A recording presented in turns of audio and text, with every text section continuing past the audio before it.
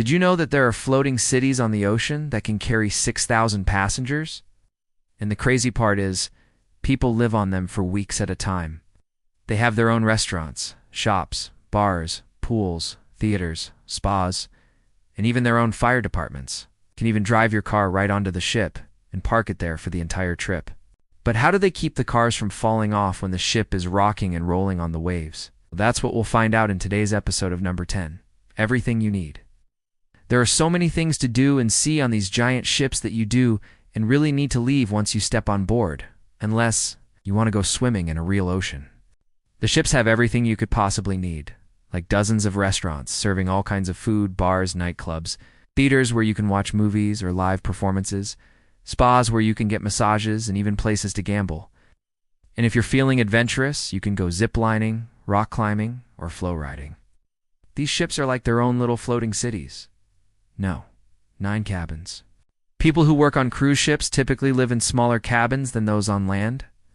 The rooms usually measure about 100 to 200 square feet. It's cozy. On the bright side, most cabins have 2 twin beds that can convert into a queen-size bed, as well as a sofa, flat-screen TV, mini fridge, and ample storage space. Some even have balconies with plunge pools. But one thing you won't find in any cabin is a door. That's because cruise ship cabins don't have doors. Instead, they have curtains that provide privacy. Number 8.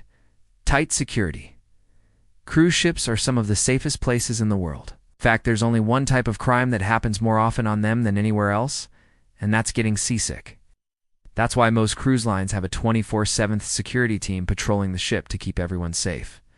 Plus, the crew is trained to spot potential problems before they become big issues. So if you're worried about your safety while on a cruise, don't be.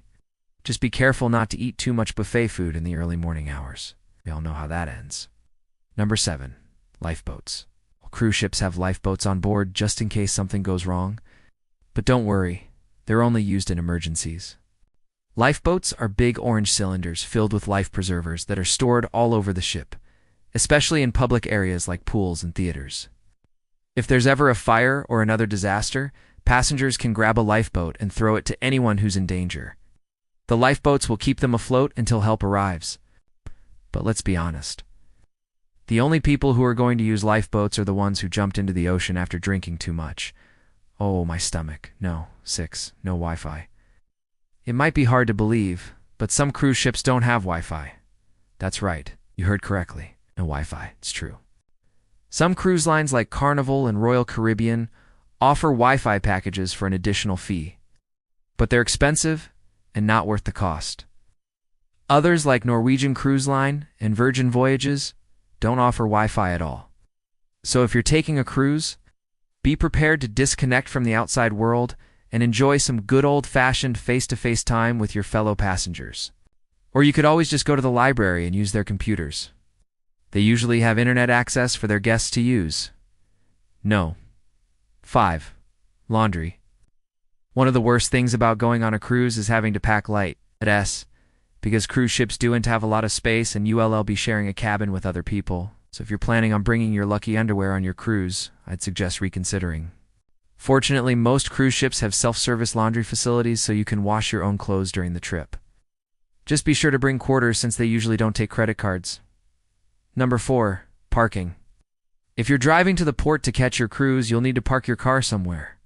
Cruise lines usually have their own parking lots that are secure and convenient, but they're also very expensive. For a week-long cruise, you could end up paying the same amount of money to park your car as you did for your cruise. So what do people do when they can't afford to park their cars at the port? They look for cheaper alternatives like off-site parking lots or even parking their cars at the airport, which is usually much cheaper than parking at the port. But be careful doing this because there are a lot of scammers who will offer to help. You park your car for a small fee only to run away with your keys and hide your car. No. 3. Water. When you're on a cruise ship, you're surrounded by water, but you can't drink it. That's because cruise ships don't have any fresh water on board. They get all of their water from the ports they visit. That means that when you flush the toilet or turn on the shower, you're using salt water. The only way to get fresh water is to buy a bottle from the ship's store. But don't do that. It's a scam. Most cruise lines will charge you a hefty fee for a bottle of water. but it's really just tap water from the port. No, 2 elevators. Cruise ships are so big that it would take you days to explore every nook and cranny. Luckily, there are elevators to help get around quickly. But be careful when you ride them. The last thing you want to do is get stuck between floors with a bunch of strangers. That's why it's important to follow the rules and only ride the elevators when they refuel. Otherwise, you could get stuck and no one will be able to save you. No. 1. Pets. If you're taking a cruise, you'll have to leave your furry friends at home. That's because cruise ships don't allow pets except for service animals. This policy is in place to protect the health and safety of both the passengers and the crew. After all, you never know when a rabid monkey could stow away on your ship. I'm sorry, a rabid dog.